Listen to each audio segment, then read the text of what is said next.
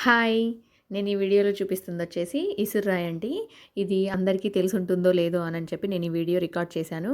And future జనరేషన్స్‌కైతే తెలిసే అవకాశం చాలా తక్కువుంటుంది.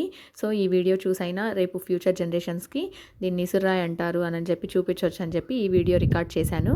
అండ్ మా సైడ్ అయితే ఇసుర్రాయి అంటారు. కొన్ని సైడ్స్ తిరగలి అంటారు. మీ ఊర్లో దీన్ని ఏమంటారు అనేది నాకు కమెంట్ చేయండి. అండ్ దీనిలో మేమైతే మినుములు ఇసురుకుంటాము. అండ్ కందిపప్పు కూడా దీనిలోనే ఇసురుకుంటామండి.